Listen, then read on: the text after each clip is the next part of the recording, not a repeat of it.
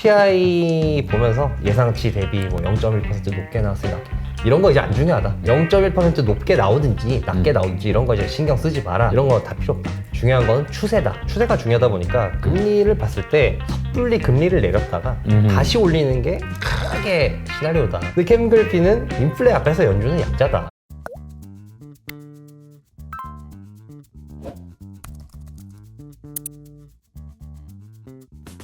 자, 1편에서 레이 달리오 이야기를 정말 흥미롭게 들었고요. 두 번째 인물은 누구예요?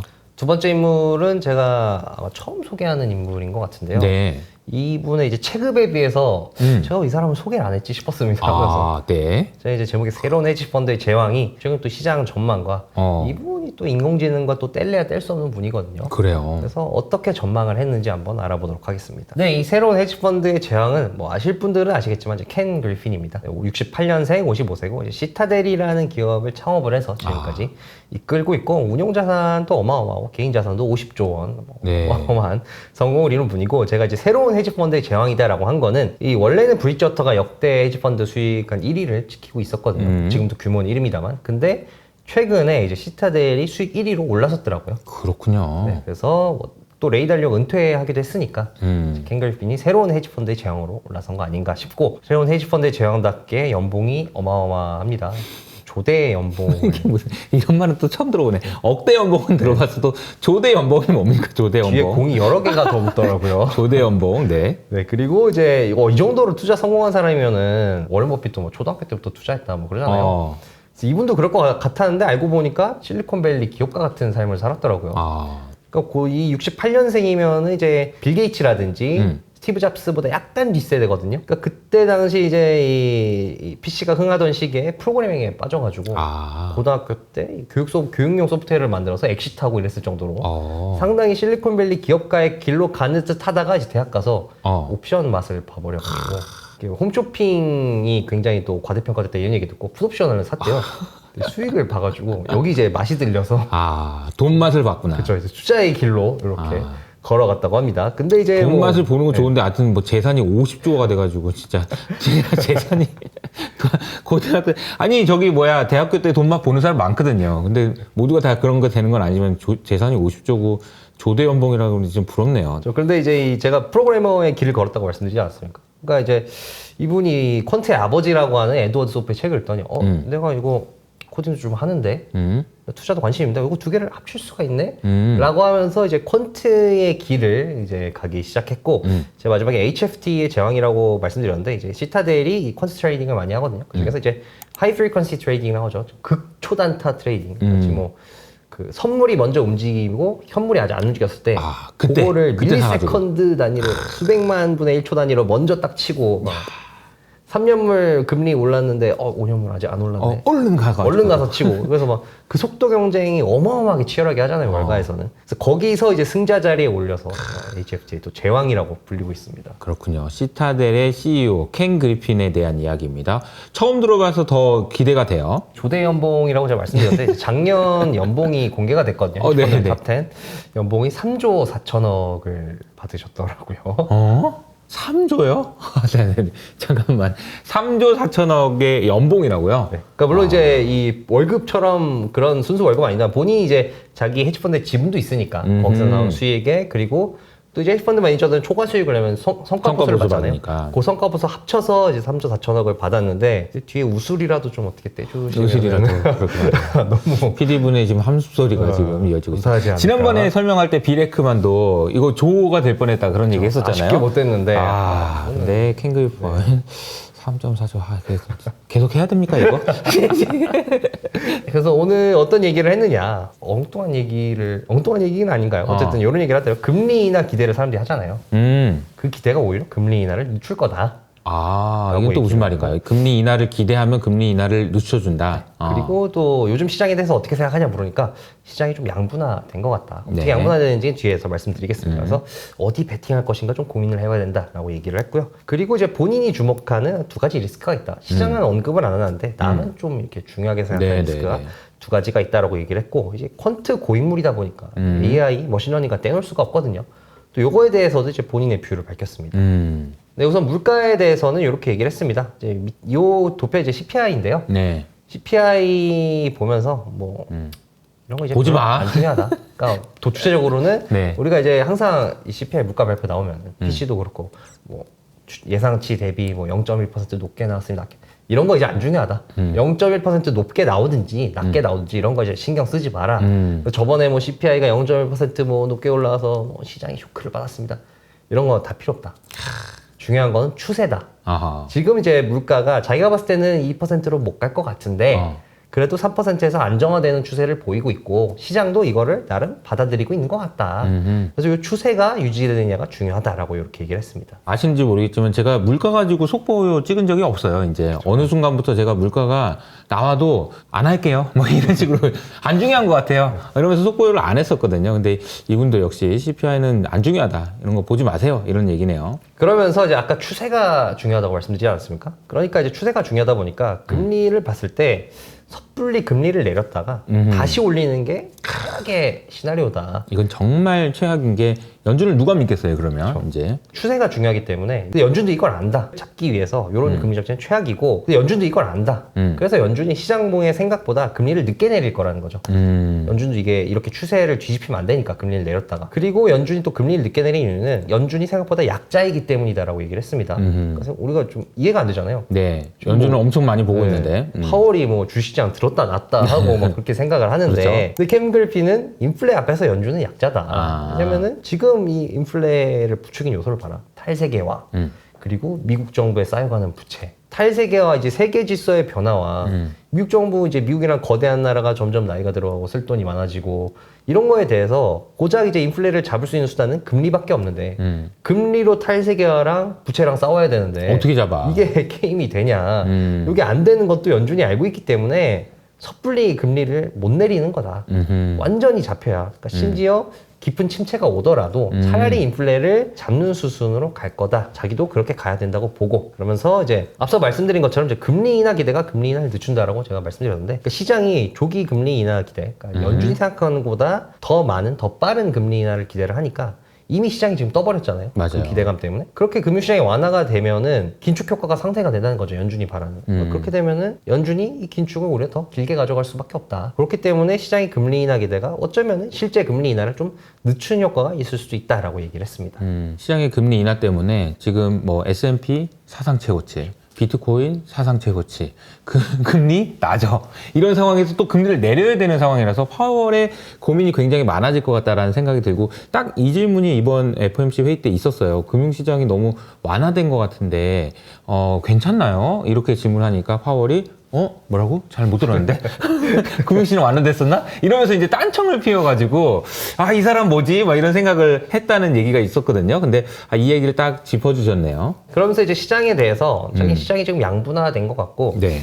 어디 베팅해야 되는지 생각을 해봐야 된다라고 얘기를 했는데, 그러니까 한쪽은 이 인공지능에 열광하는 M7으로 대표되는 시장이 있고, 네. 그러니까 다른 시장들을 보면은 그 열광과는 다르게 뭐 실적이라든지 멀티플이라든지 이런 것들이 역사적인 평균치다. 그냥 제가 이 첨부한 도표는 이제 이 각 산업별 이제 포워드 PE, 앞으로의 이제 벌돈을 예상해서 한 PE와 이제 지난 5년 평균 PE, 지난 10년 평균 PE를 나타낸 거거든요. 근데 제가 이제 빨간색으로 표시해 놓은 이제 섹터들이 네. 지난 한 5년, 10년 평균과 비슷하거나 오히려 그거보다 더 낮은 섹터들을 표시해 놓은 겁니다. 그러니까 오히려 한 5개, 뭐 좀 더 보면 6개 정도의 섹터가 역사적인 평균치 비슷한 정도다. 수준이거든요. 그래서 켄 글핀이 이렇게 얘기를 하더라고요. 조금 리스크를 지고 내가 AI 혁명에 투자를 할 건지 아니면은 지금 멀티플 보면은 이 정도면은 리스크가 상대적으로 덜하다고 볼 수 있다. 리스크가 역사적인 평균 수준이니까 요거를 보고 이제 리스크를 덜 주고 여기 베팅해야 될 것인지 좀 고민을 해봐야 된다. 근데 나는 헤지펀드라서 둘 다 잘하고 있다. 이렇게 난 잘해. 야, 난 조대 연봉이야. 내가 알아서 잘한다고. 뭐 이런 얘기네요. 그러면서 이제 AI 주식에 대해서 얘기를 했는데 네. 물어보더라고요. AI 요즘 그럼 뜨거운데 어디가 제일 좋을 거라고 봅니까? M7 중에서 켄 글핀은 엔비디아가 최고야. 아하. 내가 아무리 봐도 엔비디아가 최고다. 사람들이 이제 엔비디아가 처음에 뜨다가 나중에는 이제 소프트웨어 하는 뭐 구글이나 마이크로소프트 이런 친구들이 뜰 거라고 하는데 내가 보니까 이제 이 LLM이 생각보다 경제적 혜자가 높지 않더라라고 얘기를 했습니다. 요 이제 이 그림은 그 오픈 AI에서 나와가지고 이제 엔트로픽이라는 좀 회사를 만들었거든요. 오픈 AI 전 멤버들이 클라우드라는 LLM을 만들었습니다. 평가가 나쁘지 않습니다. 어떤 면에선 챗GPT보다 낫다는 평가를 들을 정도로 상당히 괜찮은 퍼포먼스를 보여주고 있다고 하는데 이런 거 보니까 이거 LLM이 경제적 혜자 있는 거 맞나? 아하. 또 이렇게 여러 개 생기는 거 아니야? 근데 엔비디아는 다르다. 엔비디아는 경제적 혜자가 많이 봤을 때 있는 것 같다. 아하. AMD나 인텔이 못 쫓아올 것 같아. 아하. 또 이번에 GTC에서 또 상당한 또 한번 또 보여주지 않았습니까? 점프했죠. 네. 그렇죠. 그렇기 때문에 엔비디아는 자기가 봤을 때 AI 중에서 엔비디아가 최고다.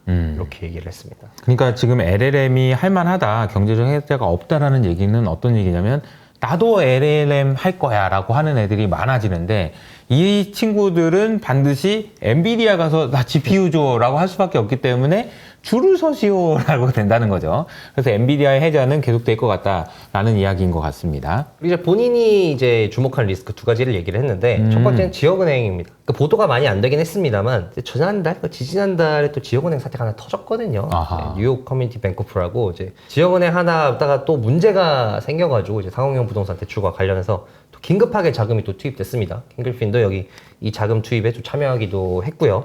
자기가 봤을 때는 여기 참여해 보니까 지역은행들의 이 산업용 부동산 폐해가 생각보다 크더라. 몇 년 동안 이 지역은행 사태가 주기적으로 터질 것이다. 아하.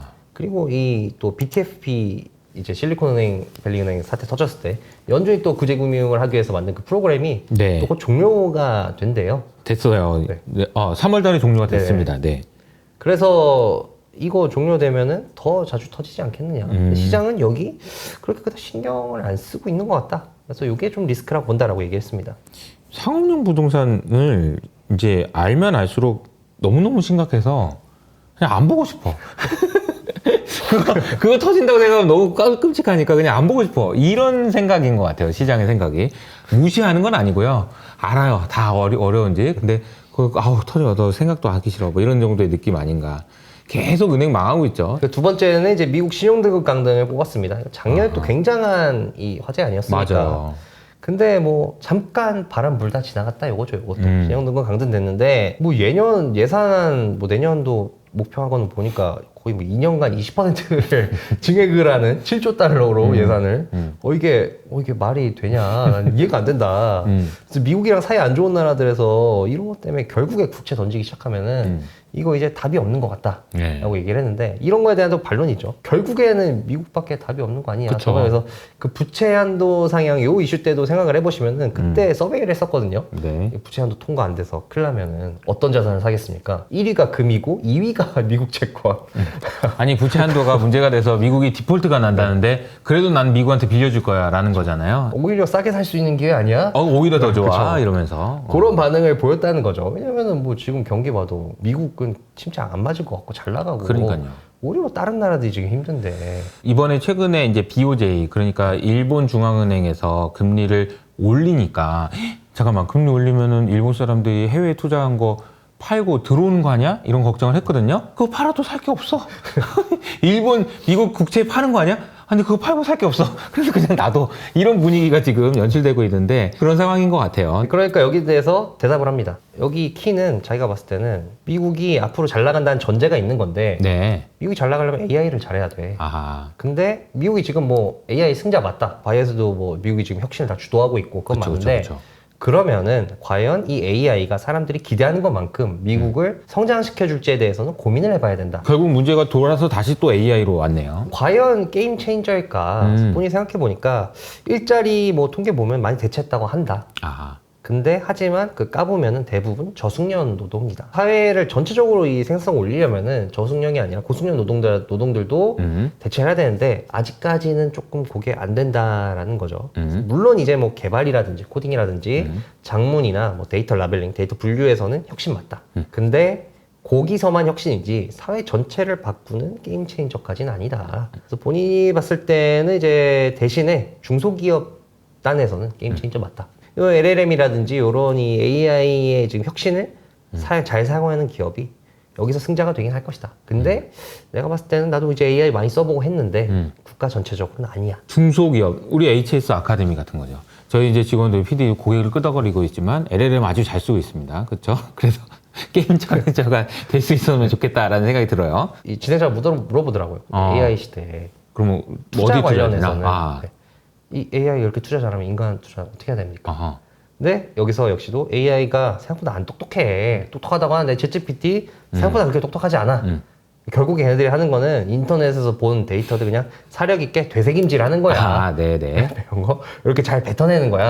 라고 얘기를 했습니다. 되새김질. 그렇죠. 그러면서 본인이 이제 시타들이 하는 것 중에서 마켓 메이킹이라고 있거든요. 그러니까 뭐 매수가 매도가를 대주는 거죠. 대주는 대신 그 사이 차익을 좀 먹는 거고. 근데 요거를 할 때 자기가 머신러닝을 많이 쓰는데 단기간에서는 너무 잘 통하는데 장기간으로 갈수록 이 데이터의 성질 자체가 변하다 보니까 이게 안 통하더라. 그래서 이제 진행을 물어보니다. 그럼 인간 투자자 어떻게 해야 될까요? 그러니까 인간 투자자는 어떤 제품이 소비자에게 사랑받아서 경제적 계좌 만들지에 대해서 거기 고민하는 거에 집중해야지 앞으로 손으로 매매하는 사람들 인간 투자자들이 거기서 좀 엣지를 갖고 승리할 수 있을 것이다 라고 얘기를 했습니다. 경제적 해자에 대한 고민을 이야기해 주셨습니다. 그래서 이제 요 인터뷰에서 제가 제일 인상 깊었던 거는 마지막 파트였거든요. 인간은 네. 도대체 뭘 할 수 있죠? 이 AI의 시대에. 네네네. 배트맨 초능력도 없는 우리는 뭘 할 수 있죠? 우리 쓸모가 없다. 팝콘이나 가져와라. 이거 이제 뭐 슈퍼맨 날아다니고 뭐 그러는데 배트맨은 네. 총력은 없잖아요. 네. 그러니까 뭐 우린 뭐 쓸모가 없다라는 뭐 이런 웃긴 짤인데 저도 뭐 이 회사에 지금 유로퓨전에 조인한 이유도 과연 이 AI 시대에 인간이 뭘 할 수 있을까 제가 예전부터 많이 고민하던 거였거든요. 그래서 네. 와서 조인하게 됐는데 켄 그리핀의 이런 질문에 대해서 최근 또 구루들이 비슷한 힌트들을 막 던져줬습니다. 뭐라고요? 이 하워드 막스, 론바론, 빌 에크먼 제가 저번에 빌 에크먼도 언급하지 않았어요. 네. 하워드 막스 같은 경우는 또 이런 얘기를 했어요. AI가 인간 투자자를 절대 대체할 수 없는 이유 중에 하나가 AI는 앞에 5명의 CEO가 있으면 그 중에 누가 스티브 잡스나 제프 베조스가 될지 가리지가 못한다. 인간은 할 수 있다. 그리고 이 또 영원한 긍정 할아버지, 월가의 호호 할아버지 론바론 아니겠습니까? 론바론이 또 이제 이 본인 회사 컨퍼런스를 제출하면서 우리도 AI 쓴다. 근데 우리의 AI는 Artificial Intelligence가 아니라 Actual Intelligence다.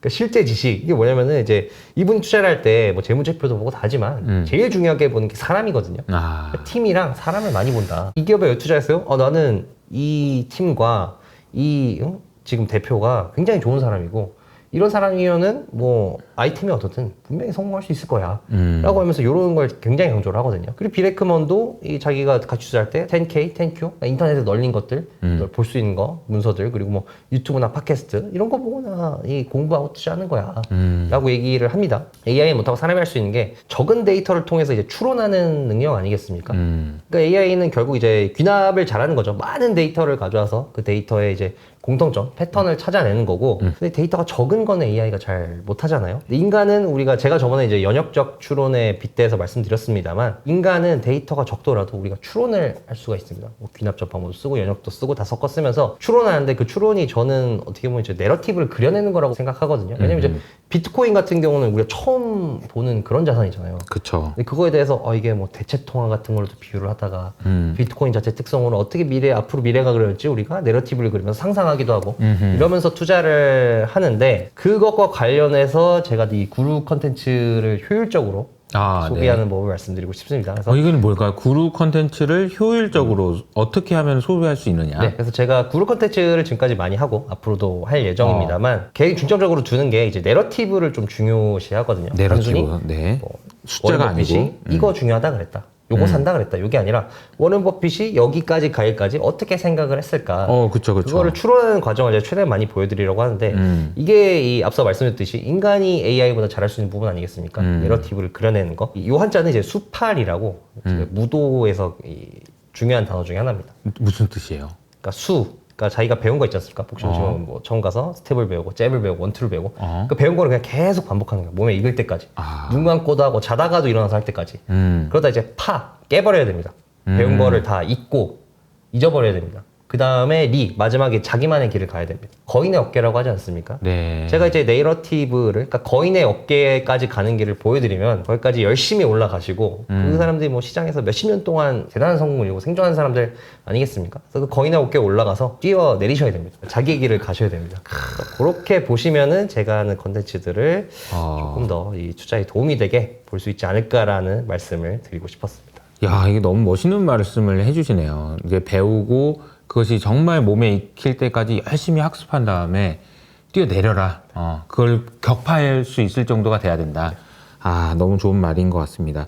오늘 그 AI에 대한 이야기를 계속하고 있는데 역설적으로 중요한 거는 사람이다라는 생각이 드네요.